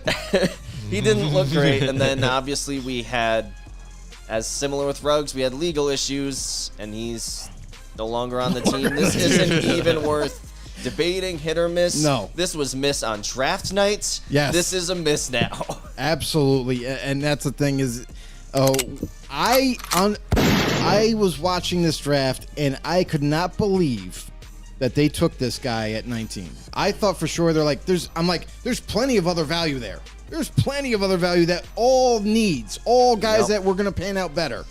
And they took the Ohio State product that couldn't stay with anybody in college. This guy, I watched this guy's tape. It was horrible. I can't even go on. Like, this is just ridiculous. So, total miss. Absolutely a horrible pick. maybe the worst pick ever. Oh, I think you wanted Kenneth Murray that year, didn't you? I did. I'm pretty sure that was the prospect you were kind of like, please, I did. this yeah. is our spot. Oh, you know what? That might you might be right about that. Yep.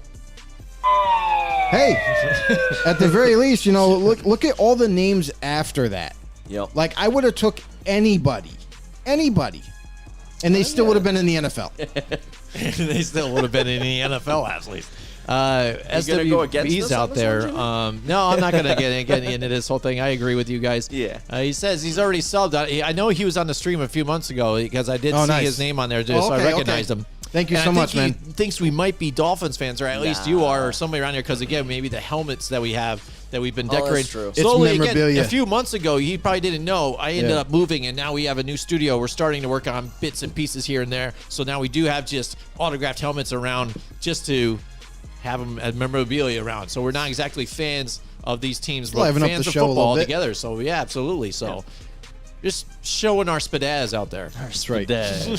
All right, next, Cody, what do we got? We're at 18? We are at 20 right now. 20 actually. already. Holy moly. Time Yep. flies. This was when the Jaguars took K. Levon Chasson, however you say it. I'm gonna say it Clavon. real fancy like that. Clavon. I like Clavon. Levon Chasson. That Clavon sounds a little Chasson. better. Come on, say it with me. Clavon. Yeah, it's gonna be more like a Clavon. Deborah kind of situation Oh here. boy. So Bonjour, this c'est guy, I wasn't really sold on him draft night as Bonjour. being an elite pass rusher. I'm like, maybe he can develop, Right. but he's a career backup. That's like the nicest thing I can say about him. He shouldn't have been taken in the first round. Skill-wise, maybe not even the second round. He's a backup. He's probably always going to be a backup. This guy's kind of plateaued early for me. That's a big miss. This shouldn't have even been a first round pick. I Whoa, see. wow, I man. do. So that- I see what you're saying, but you gotta understand this. In that draft with Clavon, he was seen as one of these developmental prospects, where like the ceiling was high. Like Yeah. he has to be developed right. He was seen more of this pass rushing LSU edge rusher who was just wreaking havoc all the time in the backfield. So the Jaguars kind of took him based on like what can he become for us. He can be an edge defender with this type of defense that we like to utilize. We like to send people off the edge. He kind of fits that. We think it's going to pan out pretty well. And when you're picking down at 20, a lot of teams are kind of already their rosters don't have as many holes. So they may take a little bit of a chance on a prospect more than others as they're picking higher up. So I think this was one of those type of picks for them where they were just like, well, we do like the potential.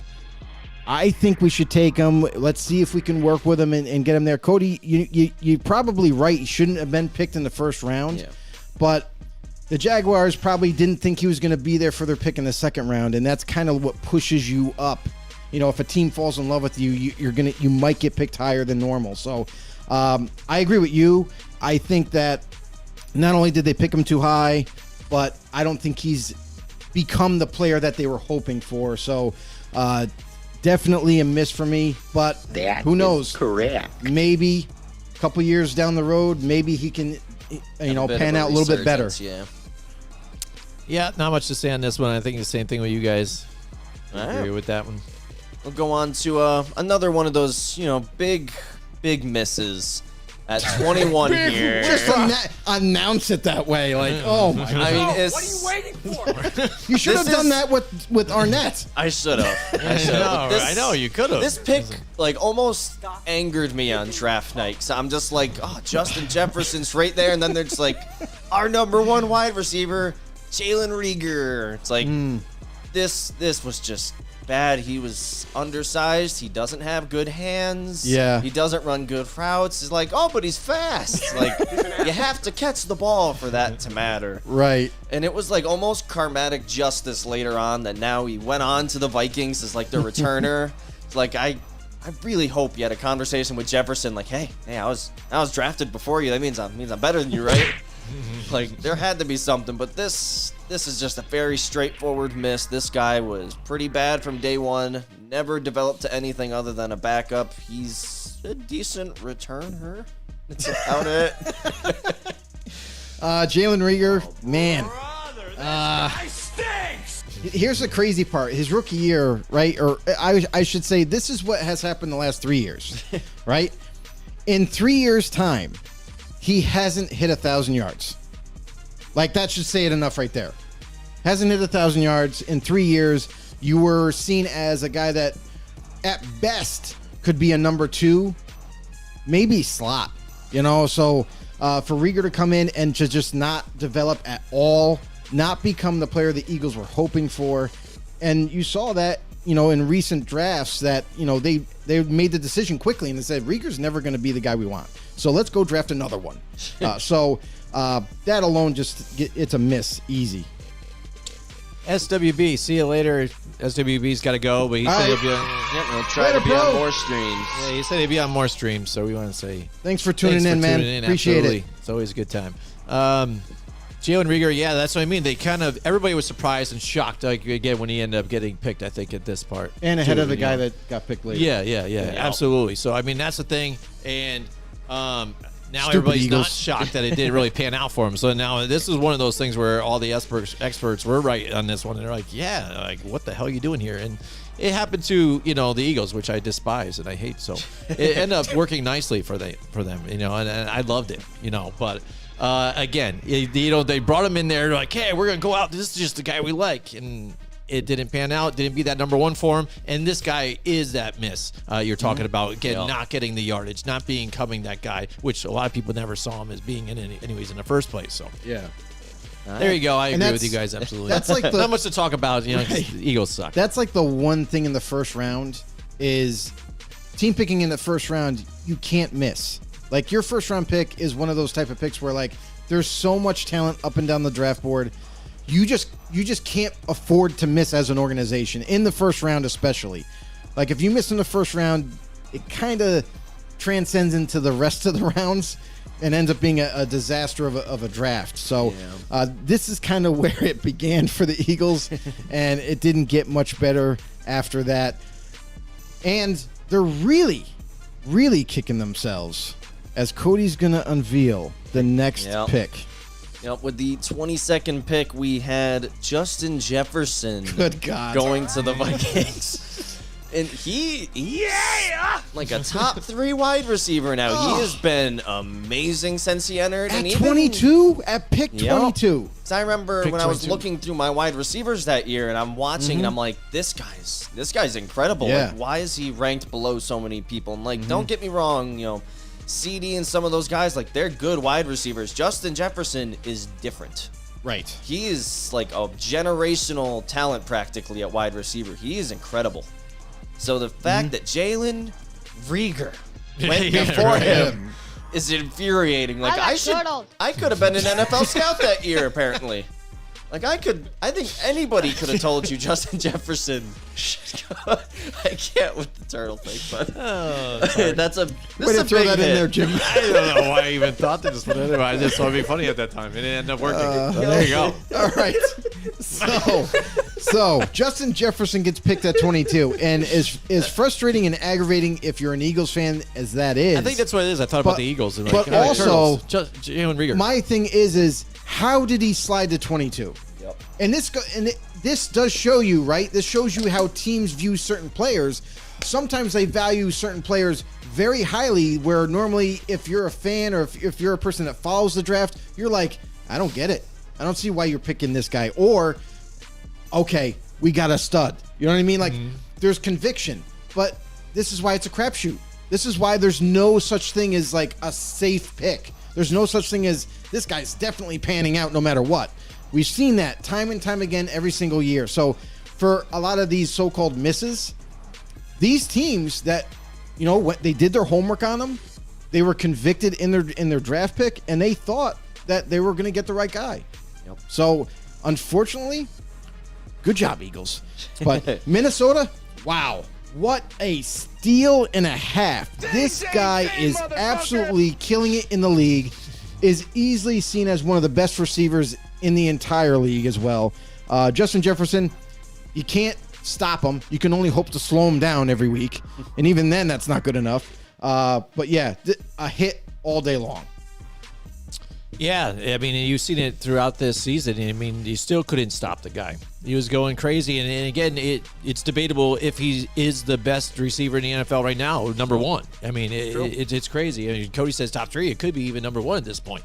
And his rendition and his treating the gritty has taken over the whole NFL patented and move. everywhere. You know what I mean? I mean, you see this thing everywhere. So that's what kind of impact this player has had, not only on the field, but in children's minds and this around the High whole school football, everywhere. like everywhere. It has been everywhere. So I mean, iconic. And the fact that he is able to get him too, the Vikings were able to get him at this late. What a bargain steal here for the Vikings, and it really set them off to do that trade. You know, where they got where they Stephon could move Diggs. on with Stephon Diggs. You know, get rid of him and move on and get a pick go for him. fewer and actually get value for that, because that set everything up for them and to have success. It's just they haven't because they have Kirk Cousins. That's true. That's a good way to conclude that topic. Next was pick 23, was the guy that Joe really wished was on his team at that point. Instead of Damon Arnett. Yep. We had Kenneth What if you Murray. had David Arnett? Would that be better? Not good enough. Not good What enough. about Will Arnett? Let's start with football. Yeah. Not that's players. true. All right, so Kenneth Murray went to the Chargers, and he's been a very good player. This isn't, an amazing pick, but this is by far not a bad pick. At pick 23, though. Yeah. That's right. Well, pick 20, it's weird. Late in the draft, you're hoping you get, starters by the end of the first round. And Kenneth Murray's, he's been a starter for them. I think in every season he's been there. He's just not a superstar. No. And that's the thing with him, right? Like, when he was coming out of Oklahoma, he had a bad knee in college. And some people said, I don't know, the knee issue. I don't know. He's got chronic problems there. Don't know if we should take him. Ends up sliding down the draft. And a lot of people loved this guy. A lot of people saw this guy as like that traditional middle linebacker that could go sideline to sideline with blazing speed and tackles really well. And even had decent coverage coming out of college. So just a overall solid prospect. And when you're picking in the 20s now in the first round, and you get a guy like Kenneth Murray, he's not elite, he's not epic by any means, but he gets the job done. So they got themselves a starter, and a solid starter at that. At 23, it's a hit. Yep, I'm going to say the same thing. You guys said it. Not much to really cover on Kenneth Murray on this one. So, I mean, especially getting this further down here. I will say, I think what we're talking about is still more exciting than some of the stuff that NFL.com is talking about. They're actually picking the NFC Cinderella team of 2023 already, without even getting to the draft yet. Yeah. Wait, There's a what? whole lot Isn't left. that ridiculous? Wow. Whole They lot need to to go. just hire our show. Yeah, the Cinderella team they're picking right now without even drafting yet. They should just hire our show. that's way We got too way the better hell? topics. Seriously, bro. Like, what Unbelievable. are you doing? Yep. That's Right. Also, Yeah, if you're out this there is- listening, any of the networks, we're for hire. So just pointing that out there. All right, what do we got, Cody? All right, What's so next at pick 24, we 24, had we're getting there. the number 1 center in the draft, Cesar Ruiz, going to the Saints. And if you look in his first season, there were some struggles. I think he even got benched at some points, but he's developed quite nicely. He's turned into a full-time starter for them over the last 2 seasons. And based on that knowledge alone, I'm going to say this is a hit. If you draft at 24, and you're able to lock yourself down a starter for years to come, that's a hit. Yeah, I agree with you. And that's the thing, too, is like his first year, his rookie year, it was almost like they sat him for most of the games. Needed to further develop. We knew that coming from Michigan, that he still needed to work on some things, and he did. And his second year just took over. And ever since then, they've never looked back. So got themselves a starting caliber player who's doing very well for them on the offensive line. Also, playing with one of the best offensive lines is the Saints. So Cesar Ruiz fell into a great role there for them. And yeah, at 24, man, you get a solid starter like that, like hands down, that's part of the greatest hits. Yeah, absolutely. Again, playing both guard and center too in his second year, and mixing it up, and still not getting a lot of the penalties too. That as you see some from offensive linemen too as well. Really a good solid player here for the Saints, and like you said, a great offensive line too on top of it. So I like it too as well. All right. On to our pick 25, we had Brandon Ayuk going to the 49ers. And while he hasn't been a bad player, he hasn't been, I think, other than one season, very impactful when he was on the field. And if you're looking at first-round picks, you want a guy that's going to be a difference maker. Even at this point, if you're hoping for a number 2, Brandon Ayuk, there's some games where it's like he just disappears or he's not even in the game plan. Say, just based on that and him being outside of Rieger, I don't really count him. One of the worst first-rounders wide receiver-wise. I'm going to say like a hesitant miss because I had Judy as a miss, and if he's a miss, then like Ayuk's a huge miss. Well, I don't By know, those Cody. standards. but here's By what I those was. What are standards. your standards? Here's what standards are all screwed up, bro. You're But at screwed. pick You have 20 weird standards. You're at towards the end of the first round, and Brandon Ayuk, he might not have elite stats or anything, but he did miss a year due to injury, so that kind of cut back on him. But then, like the last couple of years, he's kind of come on stronger. You know, as the team started to grow, and as he got more comfortable with the Niners after being with the Niners for a year. You saw in his second year, there was a small, not a leap, but like a small jump in terms of being on the football field, being productive, helping out. Then last year is kind of his coming out party. Last year, he was definitely more productive. You're seeing the track record going up, and Ayuk is not only becoming a bigger part of the offense, but also he's kind of this unsung hero for the Niners. Like everybody points the finger at Deebo Samuel, like we got to watch out for him. And then they do their best to stop him, and then they forget about Ayuk. And then Ayuk goes off on a game or two. So it's not consistent. You would like it to be more consistent, but he's a starter-worthy receiver. They got it with the 25th pick, and I think he's just going to get better as the season goes. So, or as this season goes, I should say. But at 25, it's part of the greatest hits. I gotta say. Yeah, I don't know what your standards are again, Cody, again, too, because this guy, again, on the other side, if you look at it last year, season before, I mean, still on the other side of Deebo Samuel, still put up 800 and something yards. And then this season, over 1,000 yards, 8 touchdowns, and a catching percentage of 68%. I mean, again, with those other, another big weapon on the other side, what else do you want from your second wide receiver? I mean, this is clearly a bust right here. I mean, I don't know. I said hesitant miss. Hesitant. You said if. Who was the I said other if wide I receiver call, you talked I said about? because I called Judy Judy a and miss. Jerry Judy missed, then Brandon Ayuk's an absolute miss. That's what you were saying. I'm like, are you on crack? I said, yeah. Whoa, Maybe I whoa, am. Yeah, that's not the no point. name calling. No, I'm Jeez. just saying. This family-friendly Jerry show. Judy doesn't even touch these stats. Now he's defending Jerry Judy. Family You friendly. want to say that this guy isn't even nowhere near it? Family friendly. I would say it's a hit at this point. It's just, again, when you look at some of these wide receivers, I think that were in this draft, they had to be that number one guy and be that guy to put up the big numbers here and stuff. But this guy has produced even with the, with Deebo Samuels on the other side too, and being a lot of big of the offense, where he did a lot of even the running and trick plays with Deebo. He was putting up yardage here too on top of it. So I think he was just another cog in the wheel of what this offense was in the Kyle Shanahan offense. All right. Screw you, Cody. Wow. Oh, man. I'm so taking angry? Joe's place tonight. You Yeah, it's usually talk usually like that. Joe. Why can't I talk I don't know to him what like you're that talking this time? about. I'm on I'm Jimmy. always nice. Why can't I rag on Cody today? Anyways, It's my turn.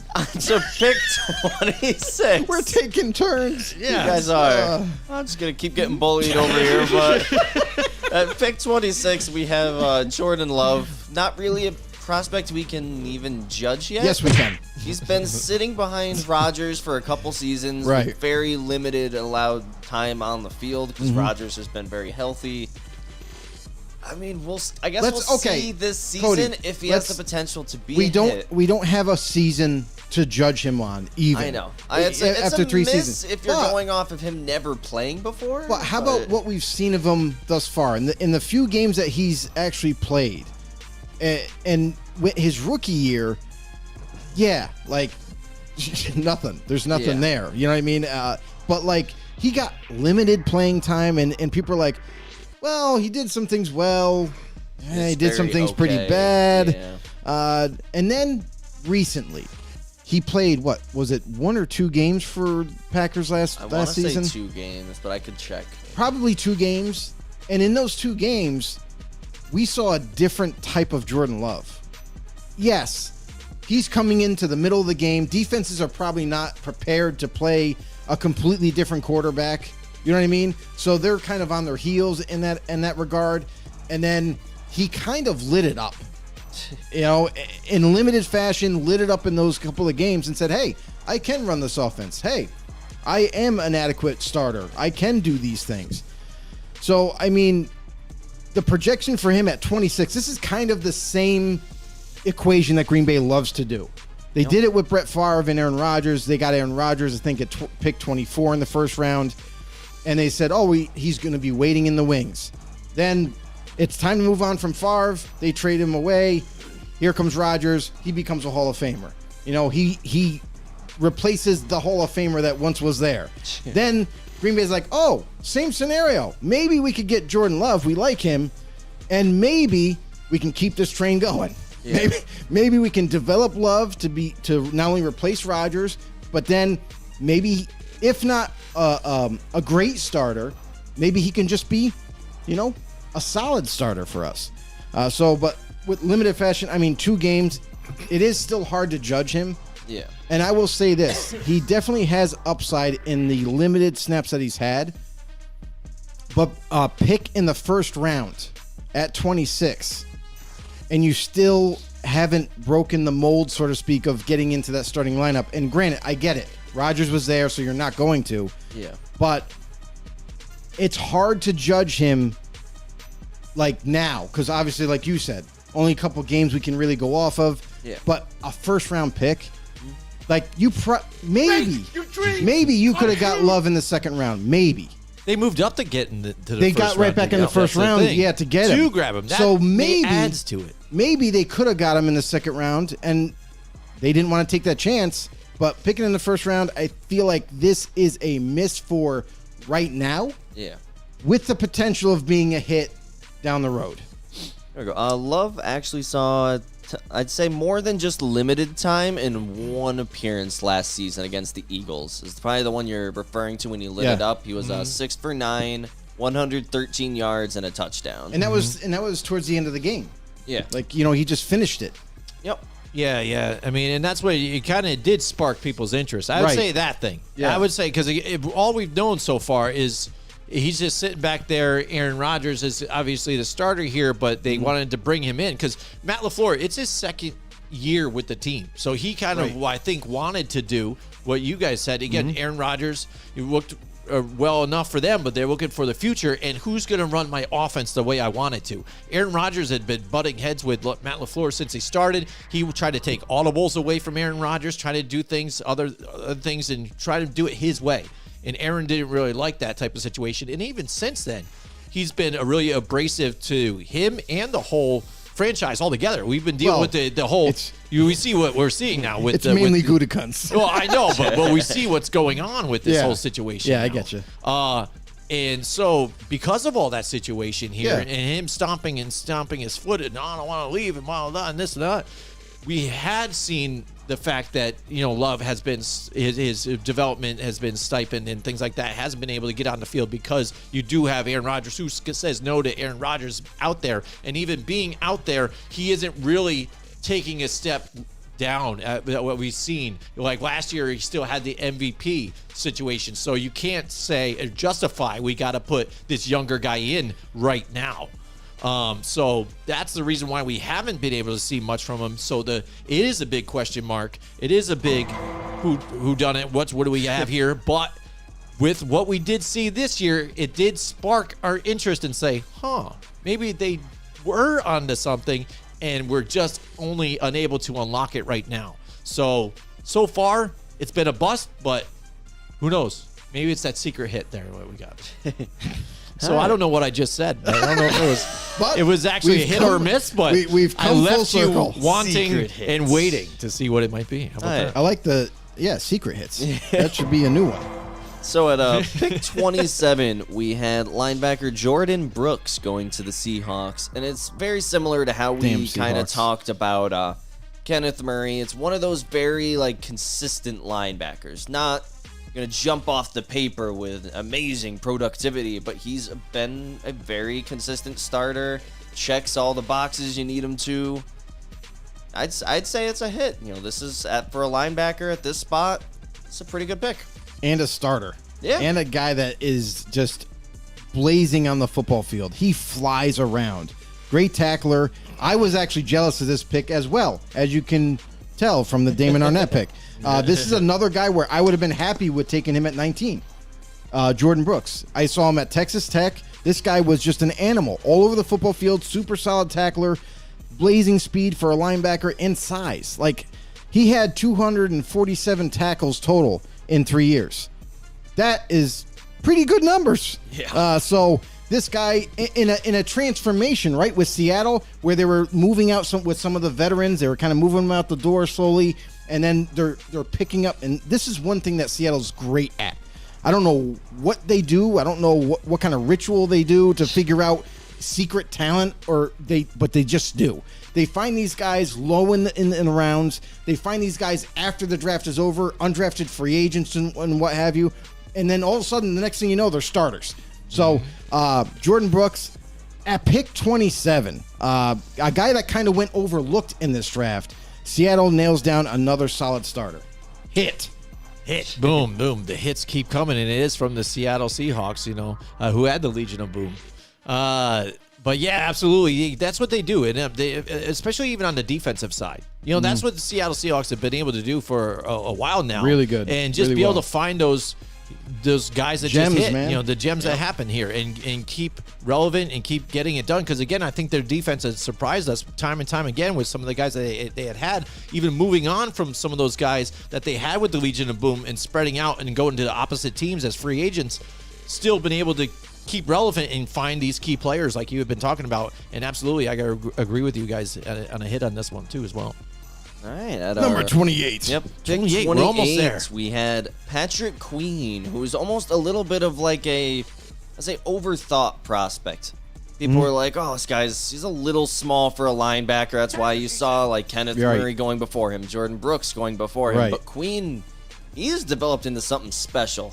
This guy can cover at borderline a safety level. He comes up on the run. He's put on some extra muscle, so that size concern no longer there. Withering away, huh? Yeah, Patrick Queen, he's excellent. This is probably one of the biggest steals, if not the biggest steal of the draft. Yeah. Big hit. Absolutely. Patrick Queen, I was really high on in this draft. I was hoping that he would, obviously we don't know how the draft was going to fall. I should have guessed because my Raiders just usually botch the first round anyway. But Patrick Queen, I actually wasn't sure he was going to fall this far, to be honest. There was so much hype about him, but you're right. There was concern with his weight, with how lanky he was, and they're like, well, he's still got to put on muscle. But it's like, okay, think about it. You're a college kid, right? You're a college kid, and you're sometimes some of these players, they don't hit the weight room as hard. They don't, and some of them don't even go. They're like, oh, I'm good enough to play. But when you get to the NFL, it's a job. It's seen as a job, even though you love playing the sport, but now you got to work at it every single day. All you're doing is dedicating yourself to working on your body, working on your mind, working on your skills. And Queen, that's what it took for him. Done with school, you transfer into the NFL, and the Baltimore Ravens have done a phenomenal job of developing him, getting him stronger, getting him, where he needs to be. So, 28? Are you kidding me? Queen ends up going at linebacker. I cannot believe he was this low in the draft order, honestly. And, what's to say? Guy can cover, can tackle, he does everything. So easily part of the greatest hits. Yep.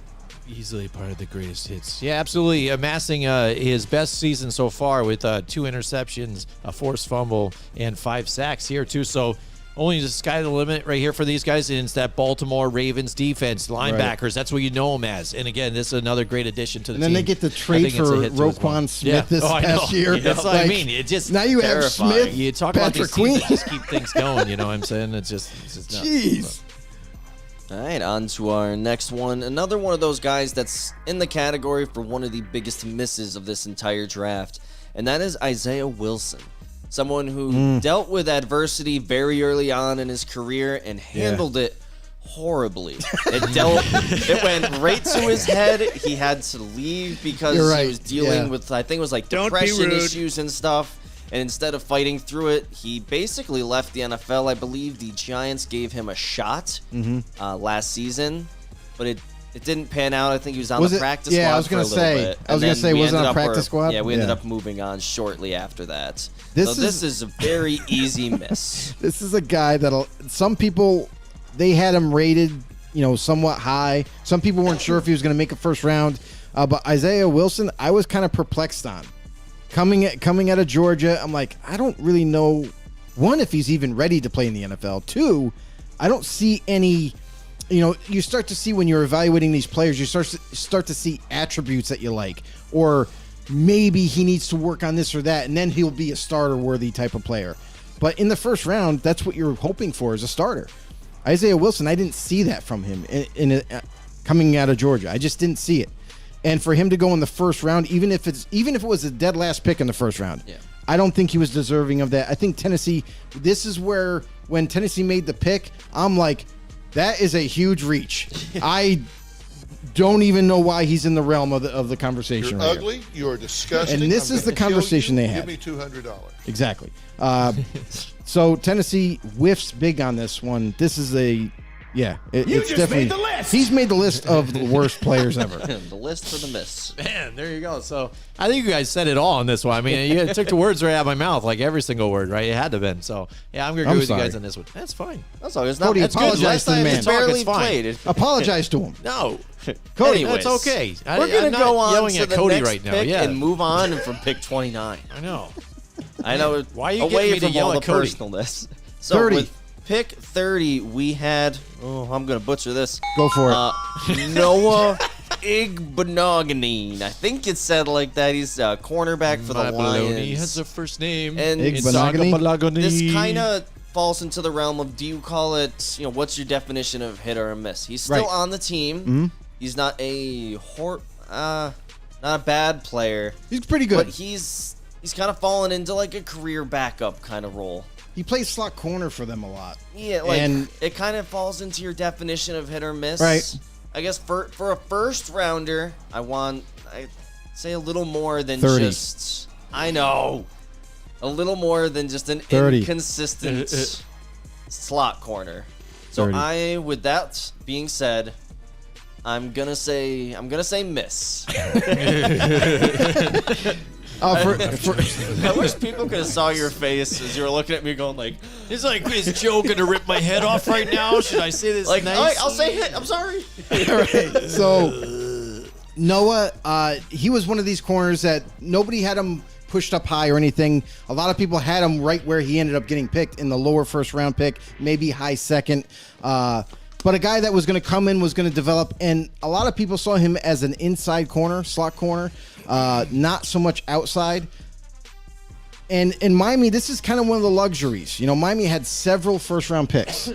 And this is one of those things, like we talk about Austin Jackson, their last pick before this, and how it's a luxury pick. They can take some chances. And at pick 30 in the first round, they get themselves a slot corner. A guy that is never going to be an outside guy, is always going to contribute in the inside game, and he's a solid corner. Not great, but he's solid. So for me, at pick 30, he's a hit. All right, yeah, Miami, again, like you just said, was stacking up on picks, had picks to pick. They needed to fill that spot, too, as well. So, I think, again, solid pick for the team overall, and I think they benefited the last couple seasons, again, that defense staying true, and now that offense is taking form, too, as well. So I like it, too, as well. All right. On to pick 30. Not rude like Cody. He's like, this guy just sucks. Unless it's an pick Eagles pick. 31. It's All a right. slot corner in the first round. How dare you? Oh my word, man! It's just turning 31, into a 31. roast with Go for it. 31. Go for it. We had corner Jeff I want you Gladney to coming be off nice. the board, and I believe Joe was fairly high on this guy coming out of college. did like and him. in his first season, Joe looked like a genius. This guy was looking good. He looked like he was going to be a starter going forward, and like then he hasn't played. He starts to in 2 come and then he years. pulls out. It's Yeah. been 2 years now. Like Injuries, man.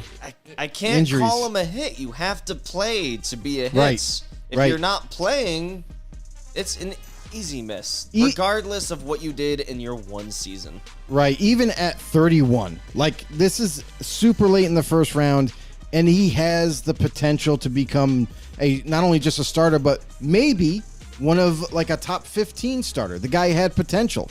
And you started to see glimpses of it early on, but then injuries. Hey, you plan on playing. I'm just wondering, like, when is that going to happen? But that's kind of really what's holding him back. I really was curious to see when and if he could stay healthy, how much better he can progress to be. Because at pick 31, if they got themselves a number 1 corner, or even at the very least a number 2 corner that can lock down one side or the other, this was a huge hit. But so far, we haven't been able to see it. And just like some of the other players earlier in this draft, we've said it before. If you're not on the football field and producing and showing the team that you were worth that pick, we can't give you a hit on potential. So has to see the execution on the football field. And so far, Jeff, you have missed the cut. So you are a big miss. Boom. Yeah, and I agree with you guys on that one too. Again, because when you saw the pick there, you're like, yeah, okay, maybe this is a nice Steal. right I thought here it was at a this point. steal. Yep. And just we haven't been able to see anything about it to see what will happen with this whole situation. So again, what you said, your best availability is to be there, your best ability to be out there, and just hasn't. So we haven't got a chance to see what he could be. So at that point, it's just got to be a miss at this point here for them. So All right. where are we at? Number 32. We're on to 32. The last one. one. The Unless we Chiefs- wanna It's go been in a the second marathon, round. Cody. Oh, gosh, it's been no. a marathon. Yeah, Let's all want right. to talk about the Cinderella team of 2025. I think I'm good. We'll move on to pick 32, which was Clyde Edwards-Helaire going to the Chiefs. And, they got what they wanted out of him. He's a very solid running back, runs hard, he can catch passes. They weren't swinging for the fences on this pick. This was very much, let's play it safe. We're going to get the prospect that we know can come in day one and will fit in our offense. And I guess on that aspect, I'm going to say that this is definitely a hit for them. This is one of those. This is one of those confusing picks for me because Hold on. hold on. Penalty. What's up from Playland the Beach? Oh, Paul Playland Meddy's Beach. There in he the is. He's in the house. Just in time for pick 32. Yeah, Let's just in time go. for the ending. All right, late, but always on time. That's right. But this pick right here, this is kind of perplexing for me because Clyde Edwards-Helaire, first year, I'm like, these mother got another running back that's just going to pan out and he's just going to run all over the field. The guy was amazing. Let's just say what it is. Didn't time well at the combine. Like, we already knew that he was like a bowling ball type of player, a guy that just breaks tackles, makes people miss with his quickness, and he had great hand catching ability. So fits perfectly for Chiefs. Looks like he's going to have not only just a good career, but a very long career with the Chiefs. Now is not so much in good standing with the Chiefs, and they're moving on from him. And now they have Isaiah Pacheco as their guy. So this pick to me is like, all right, same thing like, CJ Henderson. You were on the team. Now you're not in favor of the team. You're not on the team anymore. You're going to be moving on. So for me, even though it's pick 32 at the end of the first round, it is still technically a first round pick. Yeah. You're not on the team. Goodbye. This is going to be a miss. All right. Yeah. Yeah, I'm with Joe on this one. Cody, again, I don't know what the frig you're thinking. Again, He had a lot of touchdowns this last season. Oh my goodness! And then lost his job. If he, and he doesn't. He's not even playing really. Where was he in the Super Bowl? He was on the couch. I'll wait. Yeah. Couch. Yep. That's right. Again, because he had Isaiah Pacheco in there and took over the whole thing and said, "Peace, bye." And we had a question about this guy. At least I did. I wasn't sure what kind of impact he was gonna have. A lot of people projected him to, he's gonna light it up for the team, and he started to, and it looked pretty good for them, But again, now you've seen him get injuries and then take a step back, and now look at him. He's fallen out of graces with the team. You got Isaiah Pacheco there, and it's time to move on. For me, it's a miss. All right, well, Yeah. that will conclude That is the our end of the draft first round. review. Now the second Here round. we go. Next one. I'm going home. Number That's right. 33. I've been bullied enough for one T. round. We don't Higgins. need 2 rounds. Let's just name a few for second round, right? okay. For fun. Were some of them more? T. Higgins. All right. He's the 33rd pick. Bengals pick T. Higgins. Again, that's a second rounder. That's okay. That's the The top of second second round. round. Yeah, Second round pick. Yeah. That's pretty good for the Yeah. second round. I That's, think it's a that's hit. really Yeah, good yeah. value. Yeah. The guy's he's had 3,000 receiving yards in 3 years. Yeah. Okay. Pretty Yep. good. Yeah. 19 touchdowns, by the way. Let's see. I'm just going to kind of skim through. Yeah, Xavier just grab some McKinney. notable names. Yeah, I remember that pick. I was yeah. very excited. Yeah, that was a good steal. And Yep. again, you weren't sure at first because of the major injury, but when he came back, he's just been balling, straight balling. Absolutely. At sometimes even looks like the only guy in defense playing. I had- You know what I very mean? true. I remember distinctly that I had him as my number 1 safety coming out. Boom. Ends up going in the second round. Craziness. Yeah. No one needed a safety apparently. But you know something? That's the other thing too about the draft is that brings up another topic, like safety position. It's not highly valued anymore. No. And there's no safety so far that's come out and said, "Oh, you got to get him in the top 5." All these safeties seem to be undervalued, much like running backs. Yeah. Where they're starting to. You might not see them in the first round at all, but you'll see them in the second round. Yeah. Well, I think some of the safeties that were picked early and maybe even again made some people steer away from that because even Derwin James has been good on the field, but when you get picked that early and then you're injured and stuff like that too, it ends up Right. being a problem. Yeah, and Derwin James, to be fair, was picked in the middle of that first round because of his uncanny ability to cover and play the run and do everything extremely well. We haven't had a shut down type of safety since many years ago. Like when you had the guys like Ed Reed, when you had the guys like Sean Taylor, when you had those guys that were like, oh my God, you have Troy Polamalu. you have to take those type of safeties early, top 5, top 10. We're not seeing those type of safeties coming out, and I wonder if it's because, like you mentioned, like now they're not picking them that high. Yeah. But no, I think it's because there's certain players that could play that role and play it that high a level, but they choose corner because that's where the money's at. Yeah, They you choose see a lot different of converts positions now, like Julian Love, how he Right. was a 4th-round corner who got converted to safety, and it Or- revitalized his career real fast. Or you look at Isaiah Simmons. Isaiah Simmons played both safety and linebacker. Well, he's like, well, I think I'll do whatever you want, but I'll play. They felt comfortable with him playing linebacker. But imagine that, a 6'3", 240-pound safety That that could would be run a 4.4, horrifying. that could hit you, that could play the. That would have been something. But Yeah. whatever. I digress. Maybe in the future. Number 38, and this is one of your favorites. Uh-oh. Your Gross Matos. Gross Matos, Matos. I loved his name. It's about all I loved from him. He hasn't exactly done a lot on the field. Hasn't done a lot. I feel like he's been in and out of the lineup often. Yeah. And has only had 8.5 sacks for a pass rushing specialist. Yeah. So God. to me, it's definitely a miss with that pick 38. And hopefully we'll see what happens because now there's a new regime there. Yeah. Maybe they change it up a little bit. Yeah, maybe they cut him. This pick right here was definitely a steal. Oh, yeah? Turned out to be anyway. From Miami at 39, Robert Hunt, guard. From That's very Louisiana, a guy that slid down because of the school he came from. This is sometimes this happens. Yep. And he didn't face really any tough competition. So we're not going to take him. Miami did. And now is a lock at starter and guard for them. And not just a very good guard, but also a guy that has the capability and potential. If he keeps developing the way he does, he's all pro easy. Yeah. We touched a little on it earlier when we were talking about guys, just those overthought prospects. We touched more on like this guy's underweight or this guy is a little undersized.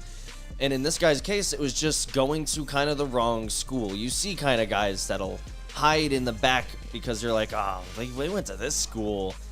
This year, the only guy in my like early scouting that I've seen that I'm like, this guy's getting a little overlooked because he was just at a bad college is Zay Flowers from Boston College. Yeah. Yep. 'Cause they're just not a good college football team, but he is a great player. But I don't Right. know when we're going to see him get drafted because he is small and he's coming from a bad team. So we'll see. Yeah. Jimmy, what do you got to say about Robert Hunt? Not much. I really don't care. You don't care about it. I wanted to talk about just the first round. I'm good. All right. I Jimmy's got like, to I let me am checked that. Good. I'm done. I'm going to name a couple more that we may be surprised where they're picked. Jonathan Taylor. Oh, Just yeah, I it gets forgot he picked at was- 41 for the Colts. Forgot he was in this. That to me is like Oh, yeah, a that's a steal good and a one. half. Yeah. Steal and a half. Yeah, that was a good one. Maybe I'll switch my Clyde Edwards now, remembering that Jonathan Taylor was. Oh in this draft. yeah. Clyde Edwards, he's an absolute hit. He's a stud. I didn't say absolutely. Anyways, yeah. putting words in my mouth. The show's just gonna be you guys bullying me for like 3 hours. All right, one last one, and then we're out. All right. Pick 53, Yep. Eagles. Jalen Hurts. That's a hit. That's a big hit. I was waiting for Jimmy to That's say a hit. that is an Yeah. absolute mess. Boom. No, I know. There was so many like question marks around Hurts coming out of college. Cause they're like, is he that good of a passer? Is he even that good of a runner? Right, He was right. benched. Like there was a million question marks, and he silenced the doubters so fast. I was one of those doubters. I didn't think he was going to Yeah. be much, and he proved me wrong really fast. He's developed very nicely. He is a great quarterback. He stays healthy despite the fact that he runs hard when he goes. He does not like sliding. And we'll see if it continues He'll learn. in his Oh, career. yeah. He's going to learn. It takes one injury to learn real quick, but That's right. it just shows at any point in the draft, these hidden gems can pop up. We see That's every right. year. That's right. Third, fourth, even sometimes in the seventh, guys like Oh, you know it. these guys like Diggs, Yep. Thielen, they were guys that dove in the draft. Some didn't even get drafted.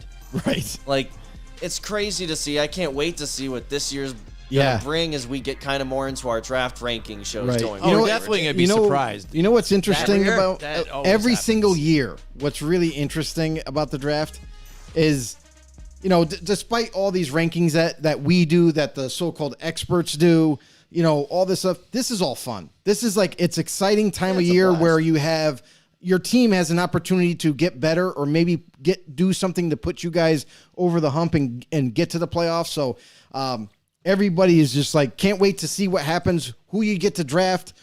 And then 3 years from now, come right back here and we're going to review everything. And we're going to take a look at what your team did. Yep. We've seen quite a few misses. We've also seen quite a few hits. So tune in next week. Are we going to do we want to do like any of the, start doing the draft things next week? Yeah, probably. Yeah, I we'll think get we're- into it again. yeah, like we Cody only got- said, there's only we a got couple 4 weeks, 4 weeks. Yeah. Four until more I think- shows actually until the happens, draft. I think that's fair. I think we should start doing it, and maybe we do, I don't know, like, do we do like a few positions or do we do just offense and then defense? What do we? We'll figure it out throughout We'll do a the few. week. Yeah, We'll we'll figure kinda out during the week. fine-tune We'll our let game you guys plan. know out there. Absolutely. Yeah, so tune in next week. Where It we would be start the better- draft. Yeah, it'd be better than picking the Cinderella team of this year already. So. Absolutely. Before the draft even happens. If you haven't done so already, please do us a huge favor. Please help us grow this football community of ours by heading over to YouTube. Go to our channel, hit that subscribe button, hit that notification bell to let you guys know when we go live. You can also follow us on Facebook and take us anywhere on the go and be in the know.